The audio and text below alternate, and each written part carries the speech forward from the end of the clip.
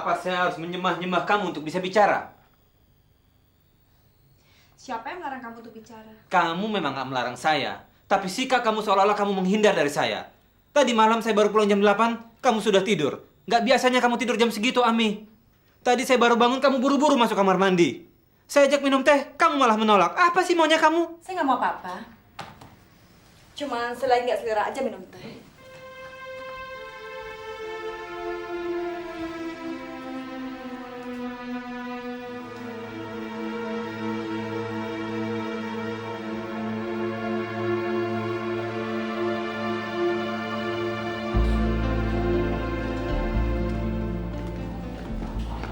Kamu sarapan sendiri ya.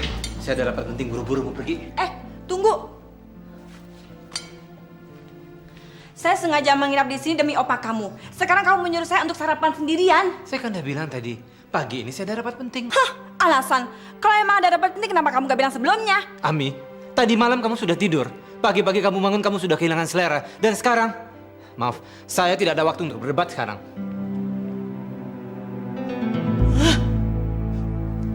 Mama kan sudah bilang, jangan terlalu menekan. Sekarang buktinya, dia sudah berani memperlihatkan sikap yang tidak kamu harapkan. Dia sudah memperlihatkan sikap yang tidak menyenangkan begitu mendadak dia membatalkan keberangkatan ini, Mah. Padahal tadi malam Opa sudah bilang sama saya bahwa keberangkatan ini tidak perlu ditunda. Loh, waktu itu kamu bilang sendiri ke Mama kalau opanya itu pura-pura sakit sehingga kamu gagal berangkat ke luar negeri. Sekarang ini kok ceritanya jadi lain? Opanya itu tidak keberatan kalau seandainya waktu itu kamu berangkat ke luar negeri. Jadi, mana sih yang benar? Saya sendiri nggak tahu, Mah. Saya pusing.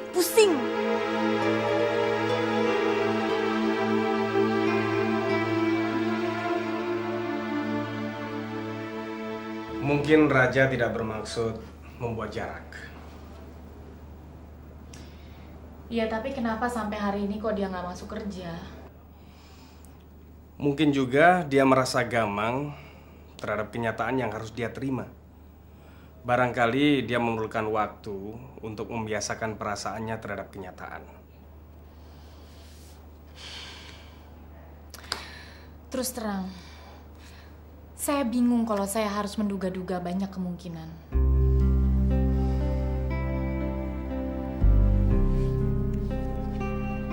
Assalamualaikum. Waalaikumsalam. Wah, Opa udah bisa main kartu, berarti Opa ini udah sembuh total nih. Kamu gembira bukan demi kesehatan Opa kan? Tapi dengan sehatnya Opa, berarti kamu bisa melanjutkan perjalanan bulan madumu yang tertunda. Enggak, Opa. Bagi saya yang utama adalah kesehatan Opa. Opa cuma bercanda. Yang pasti kamu bisa merencanakan bulan madumu, Arya. Opa sudah bilang sama Ami mengenai rencana bulan madu ini. Opa tidak ketemu hari ini, tapi dia sudah pulang tadi pagi. Dia nggak pamit sama Opa ya? Opa bangunnya kesiangan. Tapi dia bilang sama Asih, kesehatannya mulai terganggu katanya. Arya, jadilah suami yang baik. Pulang sekarang. Istrimu pasti sudah menunggu. Kalau begitu saya pulang dulu, Opa.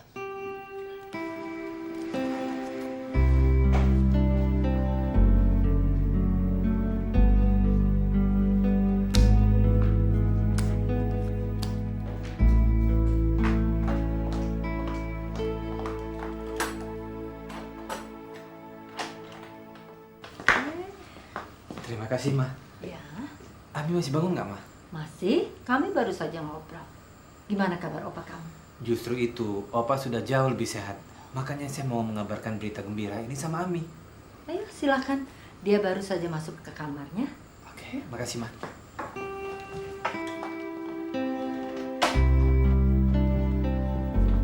Hai. Hai. Saya barusan aja dari rumah Opa. Kondisi Opa sudah jauh lebih baik. Saya rasa 1 minggu lagi kita bisa berangkat berbulan madu. Kalau semuanya tergantung pada kesehatan opa kamu, jangan beri saya angin surga. Nggak ada jaminan kalau opa kamu akan benar-benar sembuh dalam waktu 1 minggu. Ami, waktu itu Opa memang mendadak sakit. Kamu kamu jangan berharap Opa untuk sakit lagi dong. Kalau kamu tidak bisa membuang rasa jengkel kamu, kamu akan terus berprasangka, Ami. Saya nggak berprasangka. Tapi kondisi opa kamu yang membuat saya mempunyai dugaan seperti itu. Soalnya opa kamu juga bilang kalau dia 2 tahun belakangan ini sakit-sakitan terus. Opa memang sakit-sakitan karena Opa memikirkan masa depan saya. Sudah lama Opa ingin melihat saya segera menikah. Supaya saya lebih mengenal tanggung jawab, Ami. Karena saya satu-satunya pewaris apa yang telah Opa bangun dan Opa capai selama ini. Lalu, apa tanggung jawab kamu terhadap saya sebagai istri kamu? Apa pengertian kamu terhadap perasaan istri? Saya selalu mengerti keadaan kamu, Ami. Jadi saya mohon kamu juga belajar untuk mengerti keadaan. Saya juga akan melakukan hal yang sama kalau mama kamu tiba-tiba sakit. Sebagai rasa tanggung jawab saya terhadap mama yang telah membesarkan kamu. Jangan kaitkan mama dalam masalah ini. Sebagai seorang istri, saya hanya menginginkan kamu untuk supaya bisa mencoba melihat sesuatu dari segi sudut pandang saya. Apa pernah kamu berpikir apa yang diharapkan seorang wanita yang sudah menyerahkan hidup dan masa depannya kepada seorang laki-laki yang dia cintainya?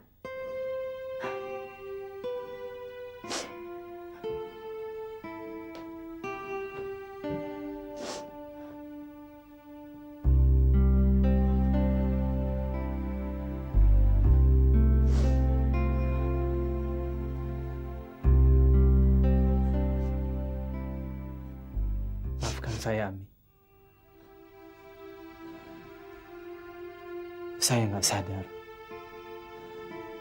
Sikap saya membuat kamu jadi terluka seperti ini.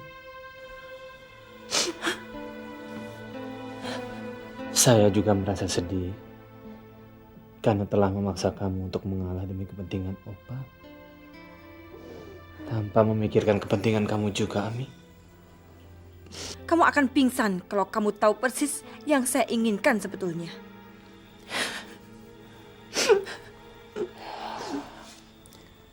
Saya harap kamu percaya. Saya berjanji akan melakukan apa saja untuk membuat kamu bahagia. Kamu kira saya mau sama kamu? Saya tidak percaya kamu akan melakukan apa saja untuk menyenangkan saya.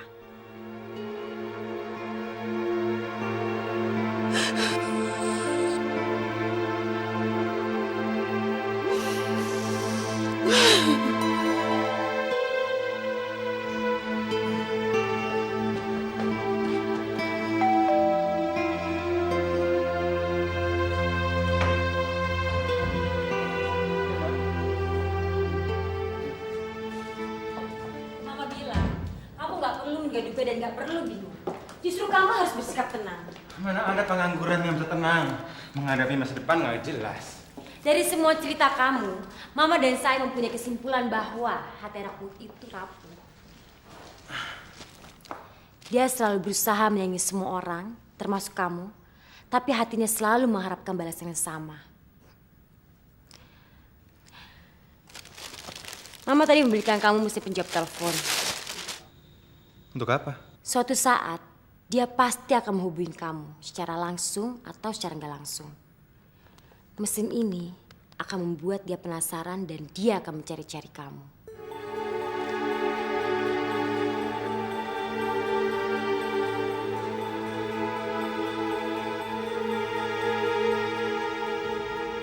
Jadi sampai sekarang dia nggak kasih kabar. Belum, mah. Padahal dalam masa transisi kebijakan pemerintah seperti sekarang, seharusnya kan kita membuat banyak perubahan. Mendadak Pak Hanafiah sakit, sementara saya belum terlalu mengerti seluk-beluk perusahaan.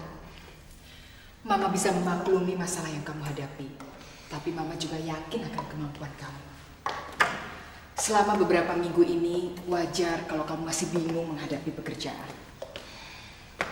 Ya, anggap saja semua ini sebagai proses belajar dalam mengaplikasikan ilmu yang kamu terima di kampus dengan praktek di lapangan. Memang semua ini memerlukan waktu. Seperti pepatah bilang, Roma tidak dibangun dalam waktu 1 malam. Ma, Dewi nggak bisa konsentrasi, Ma. Dewi nggak bisa menghapus Raja dari pikiran Dewi. Dewi sangat menghargai kasih sayang yang sudah Dewi terima dari Mama sama Papa. Tapi ini kan bukan hak Dewi sendiri, Ma. Jangan buka lagi pembicaraan tentang ini. Lebih baik kita bicarakan tentang kemajuan perusahaan, karena itu adalah tanggung jawab kamu yang diamanatkan oleh almarhum Papa. Lupakan Raja. Ma, suatu saat nanti mungkin Dewi kan akan menikah.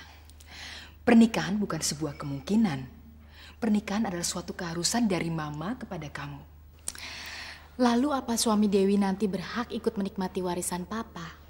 Padahal dia orang yang baru muncul di kehidupan kita.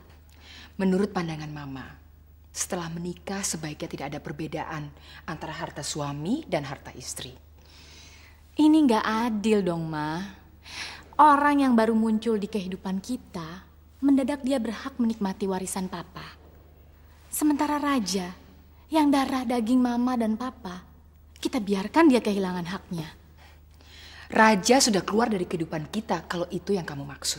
Secara fisik ya, memang Raja berada di luar kehidupan kita. Tapi secara batin, dia tetap bagian dari kita, Ma.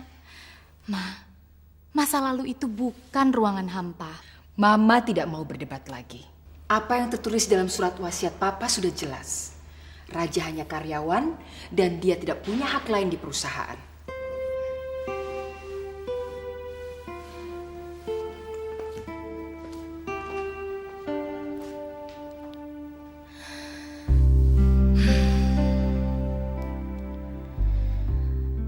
Aku harus menjembatani jarak antara Mama dan Raja. Jurang ini terjadi karena harta. Sekarang aku berhak penuh atas warisan Papa. Dengan hak penuh itu, aku berarti juga berhak membagikannya kepada Raja.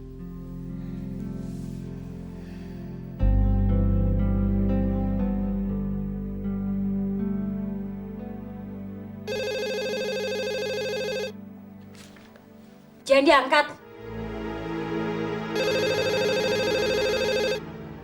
Maaf, kami sedang tidak berada di tempat. Silakan tinggalkan pesan setelah bunyi bel ini. Kami akan segera menelpon kembali.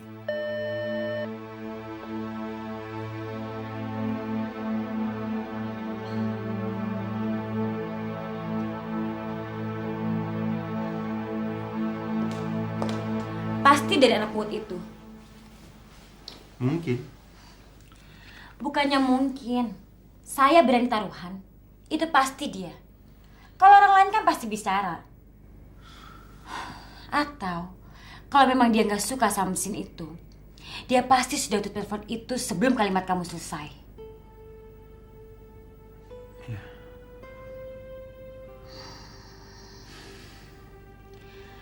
Pancingan ini sudah mulai mengena. Dia pasti mulai penasaran. Saya yakin dia pasti akan telepon lagi.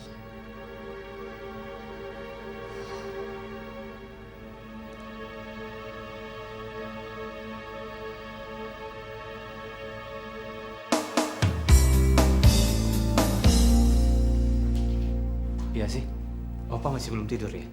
Oh, gak lama Den Arya pergi tadi, Doro Surya langsung masuk kamar tidur. Katanya pengen banyak istirahat supaya cepat sehat. Tuh, saya bilang apa?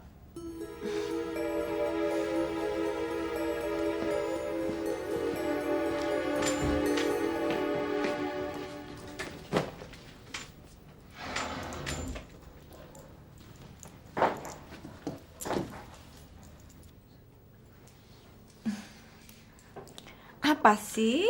Saya hanya ingin ketenangan. Setelah beberapa hari saya nggak bisa konsentrasi di kantor karena kamu menjaga jarak dengan saya.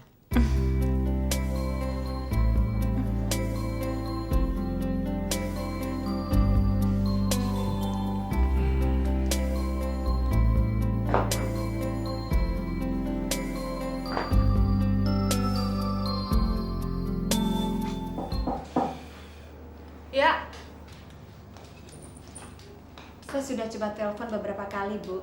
Tapi selalu dijawab dengan mesin penjawab.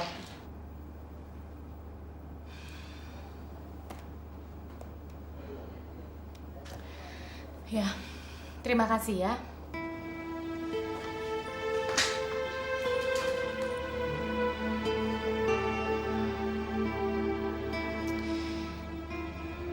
pasti cuma siasat Raja untuk menghindar. Aku yakin dia ada di rumah.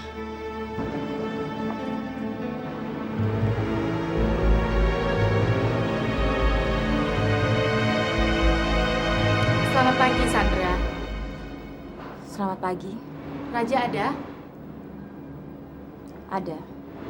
Boleh saya masuk? Silakan masuk.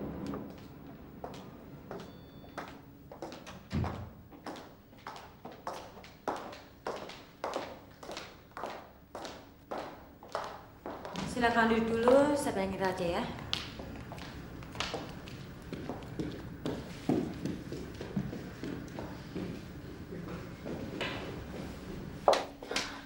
Raja, kamu pasti kaget begitu saya bilang siapa yang datang. Dewi. Persis. Saya tahu kamu pasti kaget dan bingung. Karena saya juga kaget waktu buka pintu barusan. Lalu sekarang bagaimana? Kamu harus ingat pesan mama saya. Kamu jangan bersikap atau bicara kasar. Tapi kamu harus bersikap dingin dan tenang.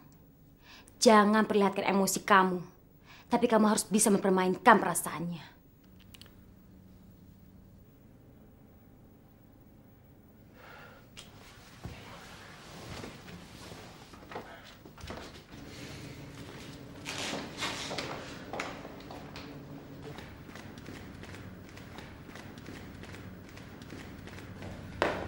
Ada urusan apa kamu kesini?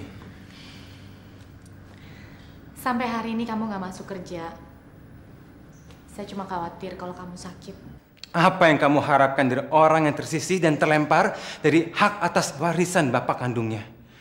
Dan hanya diberi hak sebagai karyawan dengan gaji yang minim.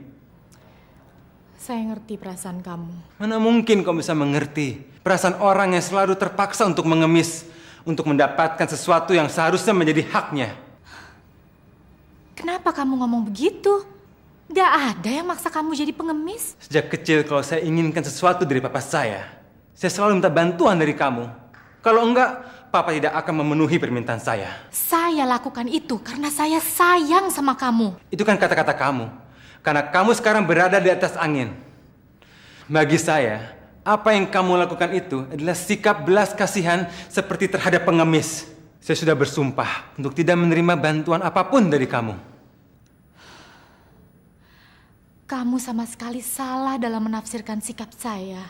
Kamu bisa aja bicara kayak gitu. Karena kamu gak ngerasain pukulan yang bisa menghancurkan kepercayaan diri seperti apa yang dirasakan Raja. Kamu gak akan bisa mengerti.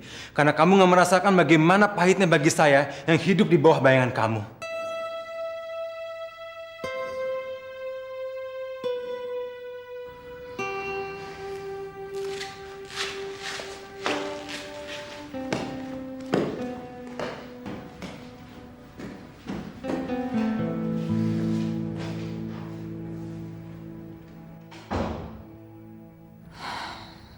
Tolong, kamu jangan ganggu dia lagi.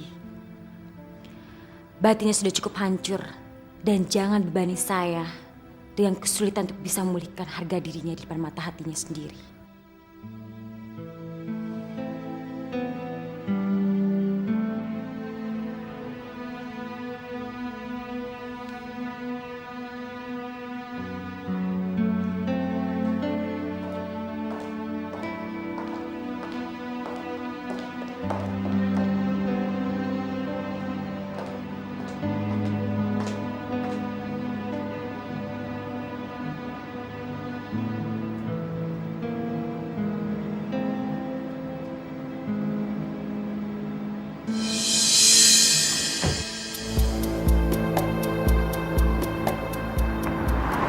Mana mungkin kamu bisa mengerti perasaan orang yang selalu terpaksa untuk mengemis, untuk mendapatkan sesuatu yang seharusnya menjadi haknya.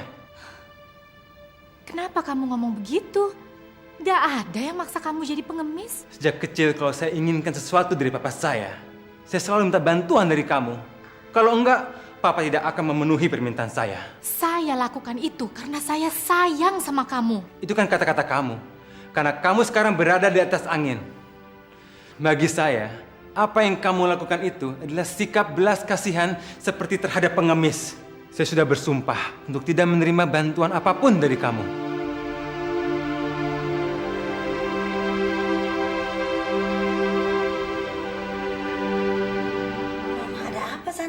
Mah, ada perkembangan baru. Perkembangan?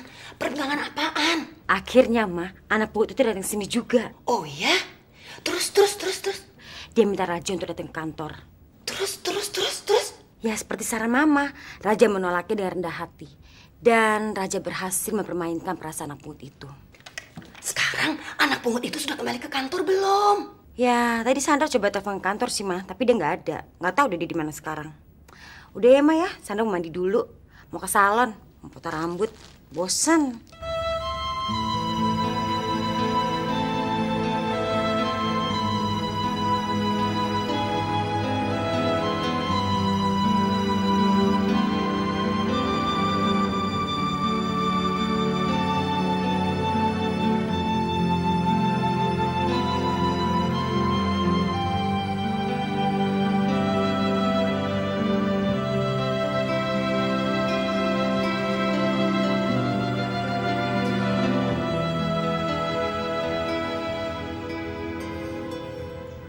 Dewi nggak tahu Papa ada di mana.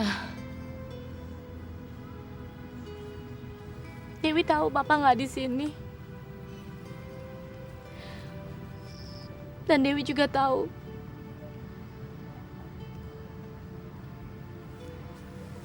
Papa pasti mendengarkan Dewi.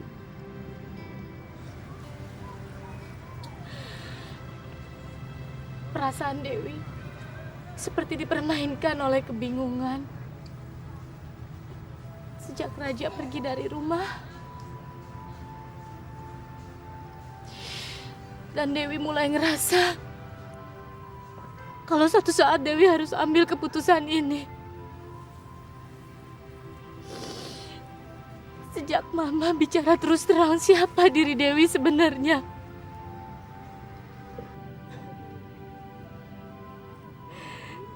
Maafin Dewi, Pak.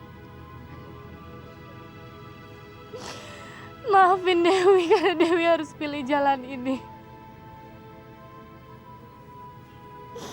Supaya bisa memberi ketenangan di hati Dewi, Pak. Gak ada niat sedikit pun untuk mengecewakan Papa atau Mama.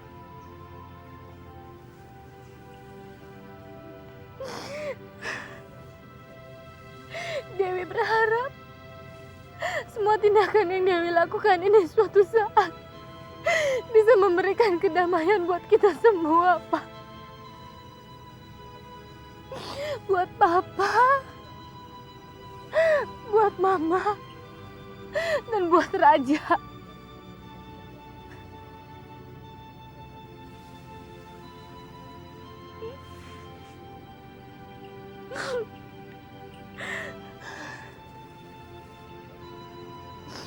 Papa sama Mama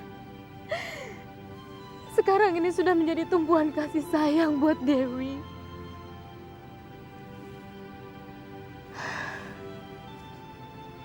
Dewi mohon izin untuk melakukan semua tindakan yang Dewi yakini ini sebagai jalan terbaik untuk menyelesaikan kemelut keluarga kita.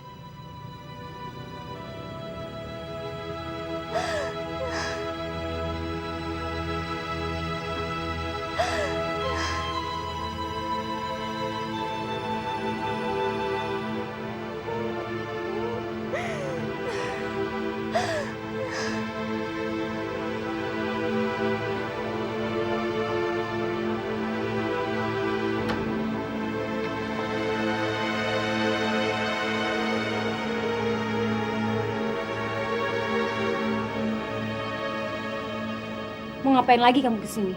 Saya mau bicara lagi dengan Raja. Apa kamu masih belum puas untuk menyiksa perasaan suami saya? Kalau kamu tidak tahu apa yang mau kamu bilang, lebih baik kamu tutup mulut sebelum kamu kehilangan masa depan kamu. Kamu nggak punya hak untuk melarang saya bicara. Dan kamu nggak punya hak untuk membicarakan masa depan saya. Panggil Raja sekarang, atau saya serahkan perusahaan papa saya ke yayasan sosial.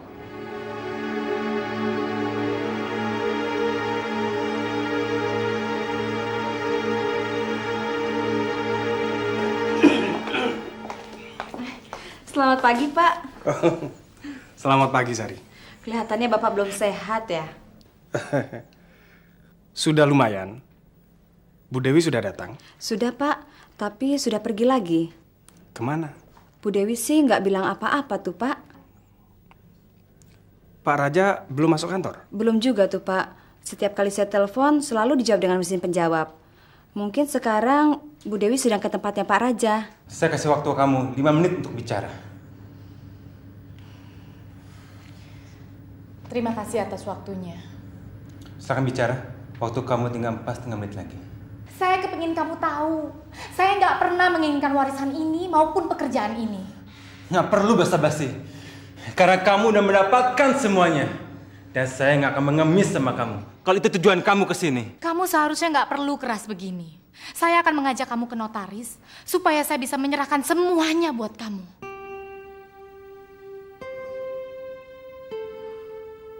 Tapi dengan catatan, kamu harus kasih ke saya alamat orang yang sudah kasih tahu kamu tentang riwayat saya. Saya akan atur semua tentang penyerahan hak warisan ini, supaya nanti kamu cuma tinggal tanda tangan.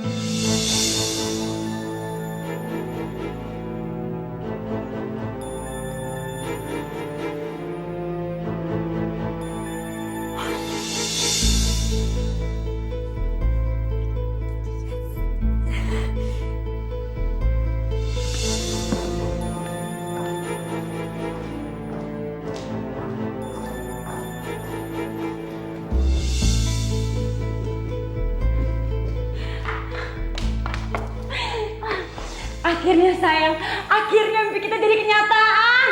Kita jadi orang kaya, kita jadi orang kaya. Saya mau kasih mama dulu ya. Ya, aduh, kita jadi orang kaya. Kita jadi orang kaya.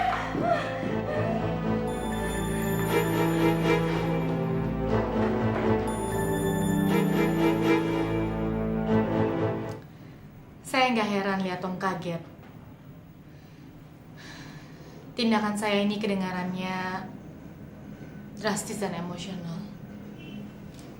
Iya, saya juga merasa demikian.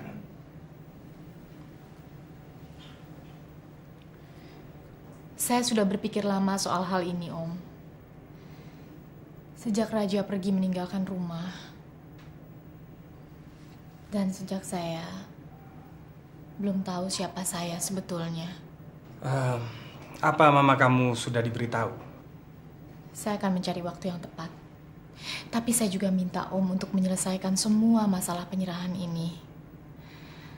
Termasuk rapat dengan Dewan Komisaris. Salah satu pihak harus memutuskan mata rantai dari kemelut ini, Om. Dan faktanya sudah jelas. Saya penyebab utamanya. Putusnya tali silaturahmi seorang anak dengan orang tuanya. Secara nggak langsung, saya juga jadi penyebab kematian Papa. Sekarang saya ingin tahu pendapat Om. Kalau Om berada di posisi saya, apa Om sanggup memikul rasa bersalah dan rasa berdosa ini, Om? Seperti yang saya lalui sekarang. Tolong koreksi saya, Om. Kalau menurut hati nurani Om, sikap dan tindakan saya ini salah.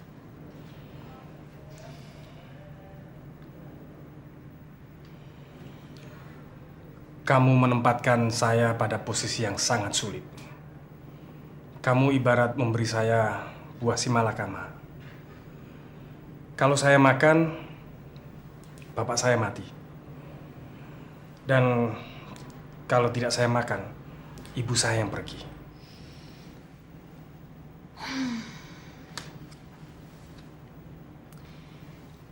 Kalau saja ada orang lain yang bisa memahami dan membantu saya dalam menyelesaikan masalah ini, saya tidak akan mengganggu Om. Tolong bantu saya melepaskan beban ini, Om.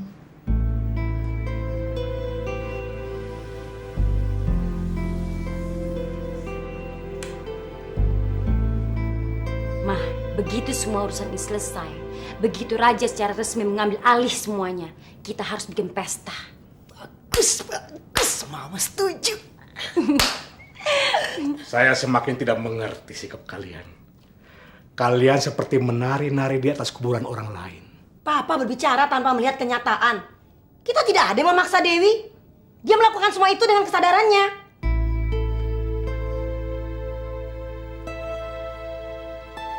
Demikian akta ini dibuat sebagai minuta dan dilangsungkan di Jakarta pada hari dan tanggal tersebut dalam kepala akta ini dengan dihadiri oleh Tuan Andi dan Tuan Rahmat yang keduanya pegawai notaris yang bertempat tinggal di Jakarta dan telah saya, notaris kenal sebagai saksi.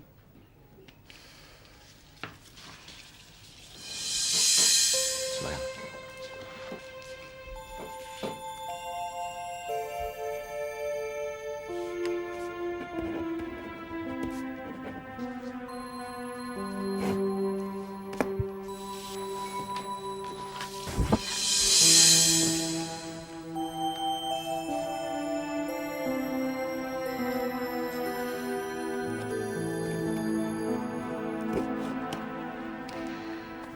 Sekarang semuanya sudah saya serahkan buat kamu. Secara sah. Saya hanya perlu 1 hari untuk membereskan barang-barang saya di kantor.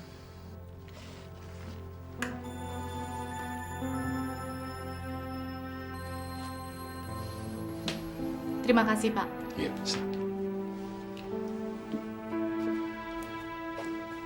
Permisi, saya juga harus kembali ke kantor. Terima kasih. Terima kasih kembali.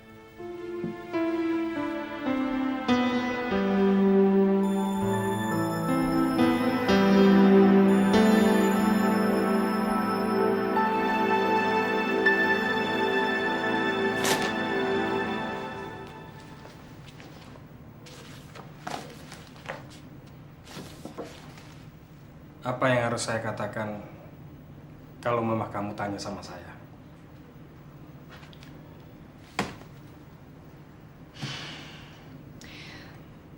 Saya akan bicara sama Mama dengan jelas. Sampai Mama tidak ada pertanyaan lagi. Dulu sewaktu almarhum papa kamu bercerita tentang kamu, saya mula-mula cuma mengira bahwa Pak Baskoro seperti kebanyakan orang tua lain yang memuji anaknya secara berlebihan. Tapi hari ini saya sadar, ternyata Pak Baskoro belum bercerita semuanya tentang kamu.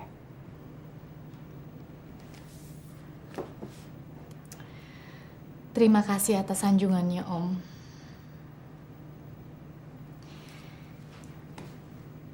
Kalau ada lowongan pekerjaan di kantor relasi Om, tolong rekomendasikan saya. Dan Om bisa menjadikan sanjungan tadi menjadi salah satu dari kredit poin saya.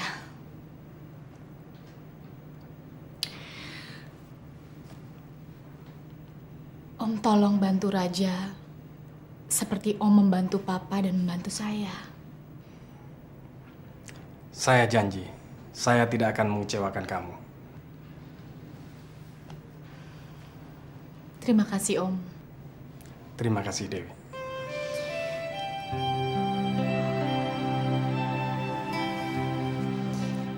Sekarang tinggal satu masalah yang harus saya selesaikan. Menjelaskan ini semua kepada Mama.